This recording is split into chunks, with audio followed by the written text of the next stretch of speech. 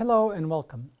My name is Biagio Mazza, Pastoral Associate at St. Sabina Parish in Belton, Missouri, and I'm here to welcome you to another Do You Know series question.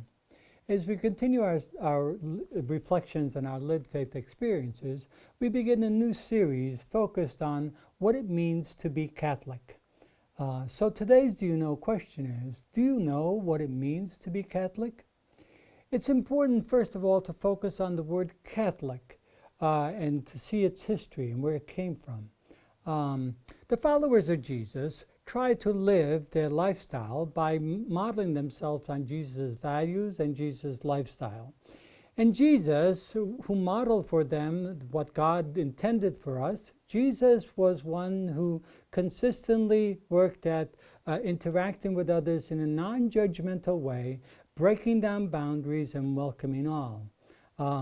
Unlike some Jews and some, definitely the whole of the entire Roman society, Jesus broke down those boundaries which we as human beings set up to divide and separate one another.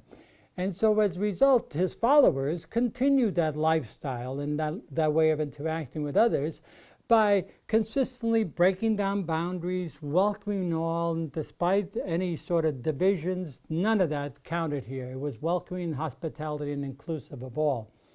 And so they focused on choosing a particular word that would define this quality in their way of interacting with people, and they focused on a Greek word known as katholikos, the definitely coming into the adjective into the community with a small c, Catholic. And Catholic by its very nature meant universal, open to all, inclusive of all, welcoming of all. The first time, as a matter of fact, we have a reference to the word being used as a definition for Christians was by Ignatius of Antioch in the year 110 in his letter to the Smyrnians. Over the centuries, therefore, this became the distinctive quality of all Christians. As a matter of fact, Christians were referred to as Catholic Christians because of their ability to be hospitable, welcoming, and inviting of all. In the 1500s, we had the Reformation, which created a number of splits within Christianity.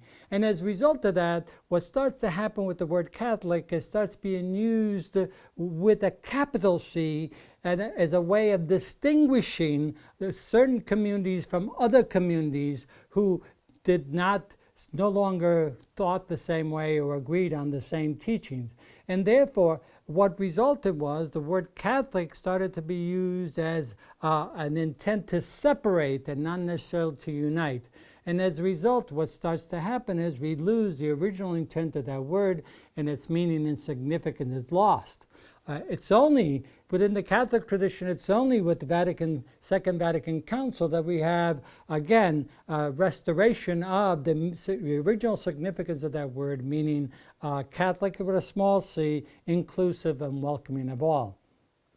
So this series will examine the various elements that go into what it means to be Catholic, and it will be based on work done by Joseph Martos and Richard Rohr, who have developed a book called Why Be Catholic? Among the Catholic elements that we're going to be examining are an appreciation of creation, a universal vision, a holistic outlook, an invitation to personal holiness, an experience of community, a call to social transformation, a profound sense of history, and an optimistic attitude. Now, over the centuries, Christians have maintained these values, but there have been times when we haven't been faithful to them. So this series will attempt to examine each of these elements, look at the plus sides of them, as well as those times when Christians have not been faithful to them. And so we hope that you will return again as we continue to delve into the various elements of what it means to be Catholic. And I hope you will return again as we explore more of our Christian traditions. Thank you very much.